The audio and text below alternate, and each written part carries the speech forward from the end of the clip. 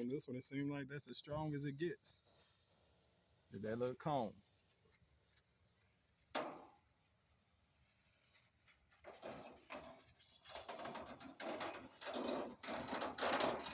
Okay.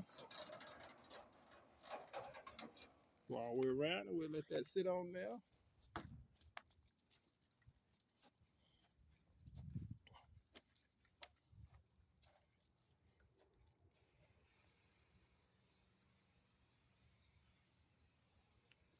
That's nothing you can do to prevent this.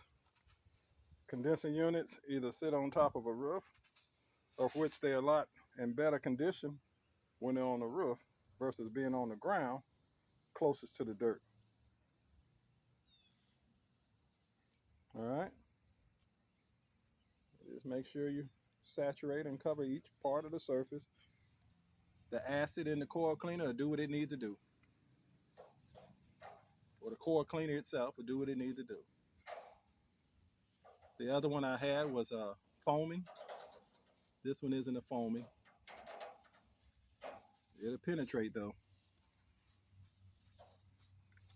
Let's see what we got. Keep on going. Just cover it. You can see it. You can see the bubbles in between the fins as you go.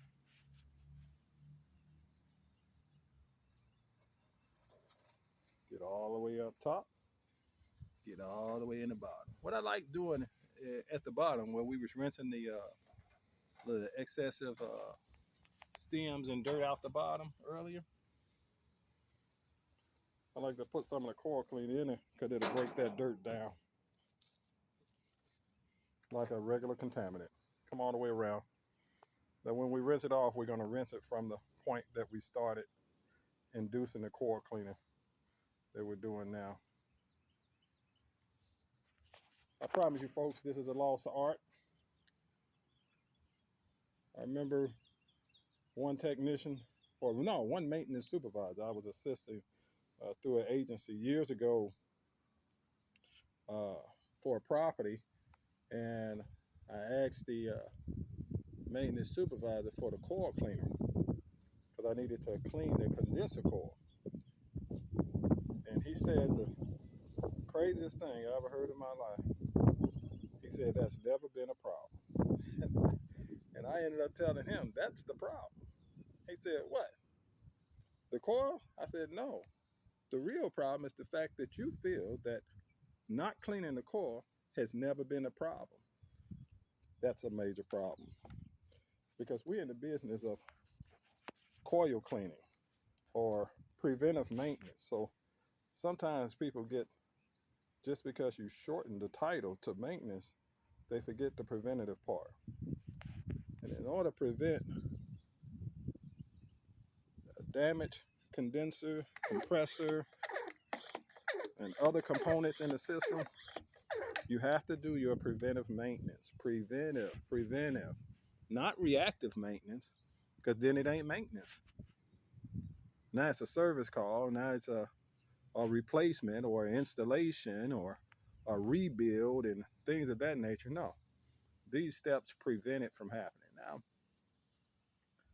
granted, weather, wind, dirt kicks up, so there's no way to prevent this from happening.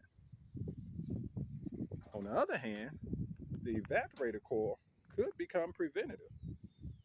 Why? So long as you keep the coil clean, the filter clean, should I say, replaced properly, I say 30 days. Cheap management companies say 60 to 90 days, but they don't understand. The longer you wait, the worse it gets. And why not pay $3 to $5 for an air filter or a ventilation filter versus up to 24 hours with a hard restart if needed, and a thermostat and possibly a capacitor and other equipment and coil cleaners and all this stuff, when you could have just spent $5 and been done with it by replacing the air filter on time. So we're going to let this sit for a minute. for about 15 minutes, and then we're going to go ahead and rinse it off.